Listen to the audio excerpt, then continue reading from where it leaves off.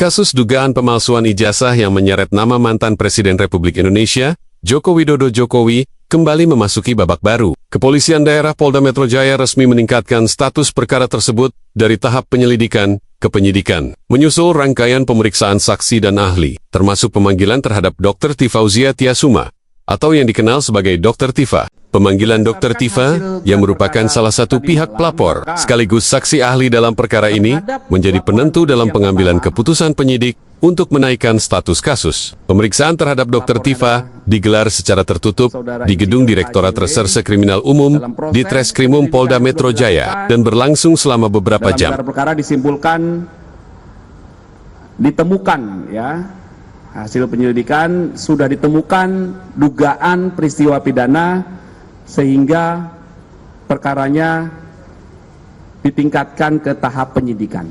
Tentang dugaan tindak pidana menghasut orang lain untuk melakukan perbuatan pidana atau mendistribusikan, mentransmisikan informasi elektronik yang sifatnya menghasut, mengajak, atau mempengaruhi orang lain yang menimbulkan rasa kebencian atau permusuhan terhadap individu dan atau menyebarkan informasi elektronik yang bermuatan bohong sebagaimana diatur di pasal 160 KUHP dan atau pasal 28 ayat 2 Undang-Undang ITE. Berdasarkan hasil gelar perkara tadi malam, maka terhadap laporan polisi yang pertama, pelapornya adalah Saudara Insinyur HJW.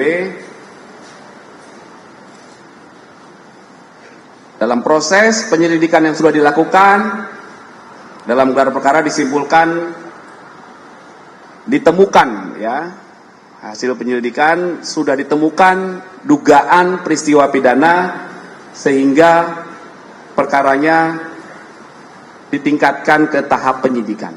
Yang tiga juga dalam hasil penyelidikannya ditemukan dugaan peristiwa pidana sehingga perkaranya dapat naik ke tahap penyidikan. Kemudian di bagian yang kedua ada 2 laporan yang akan segera diberikan kepastian hukum mengingat pelapornya mencabut laporan polisi dan tidak hadir dalam undangan klarifikasi. Meski belum menyebutkan adanya tersangka, peningkatan status kepenyidikan menunjukkan bahwa polisi telah menemukan adanya dugaan kuat tindak pidana dalam perkara ini. Artinya, penyidik kini akan fokus mencari dan menetapkan pihak yang paling bertanggung jawab dalam dugaan pemalsuan dokumen akademik tersebut. Sebagaimana diketahui, kasus ini mencuat setelah sejumlah pihak, termasuk tim pembela ulama dan aktivis TPUA, serta beberapa tokoh publik, mempertanyakan keabsahan ijazah pendidikan Joko Widodo, mulai dari jenjang SD hingga perguruan tinggi. Salah satu yang paling vokal adalah Der Tifa, yang mengklaim memiliki sejumlah bukti kejanggalan administratif dan data yang tidak sinkron terkait dokumen pendidikan Jokowi. Tapi saya sebagai pihak yang diundang kan saya juga membutuhkan klarifikasi juga kan gitu kan. Nah, klarifikasi yang paling utama tentu saja adalah ya ijazahnya. Ya kan, klarifikasi, sebab semua 68 pertanyaan itu melingkupi ijazah tersebut. Tapi kita nggak bisa menjawab bagaimana kalau tidak ada ijazahnya. Kalau ada ijazahnya di depan meja ini ya kita berbincang-bincang tentang ijazah tersebut. Dan itu akan relevan dengan pertanyaan yang diajukan kepada saya. Gitu. Oh, kalau yang sekarang itu bukan Pak Joko Widodo, yang ini ya, yang hari ini itu laporan dari 5 pihak yang kita juga nggak tahu jati dirinya ya. Jadi kalau saya sih bicara begini, bukan soal legal standing apa, tapi keberadaannya, keabsahannya sebagai pelapor, itu kan juga perlu diklarifikasi. Polemik ini telah menjadi perbincangan nasional dan menimbulkan pro dan kontra di tengah masyarakat. Pihak Istana maupun Universitas Gadjah Mada UGM sebelumnya telah membantah semua tudingan dan menyatakan bahwa semua ijazah Jokowi adalah sah dan dapat dipertanggungjawabkan. Namun, desakan masyarakat sipil untuk membuka kembali kasus ini secara transparan terus menguat. Gelar perkara khusus yang digelar pekan lalu juga mendapatkan perhatian luas, dan Komisi Kepolisian Nasional Kompolnas menyatakan bahwa gelar perkara tersebut dilakukan secara profesional dan kredibel. Tim kuasa hukum Joko Widodo Jokowi mengambil langkah hukum tegas terhadap berbagai tuduhan pemalsuan ijazah yang selama ini menyudutkan nama mantan Presiden Republik Indonesia tersebut. Salah satu langkah yang diambil adalah melaporkan pihak yang dianggap menyebarkan informasi provokatif dan tidak berdasar ke Polda Metro Jaya dalam laporan tersebut. Salah satu pasal yang diajukan oleh pengacara Jokowi adalah pasal tentang penghasutan. Pasal itu adalah bukan elektronik. Yang pertama adalah pasal 160. Berarti kami itu harus hadir di semua tempat itu, pada jam itu, pada tanggal itu, bersamaan dengan para pelapor.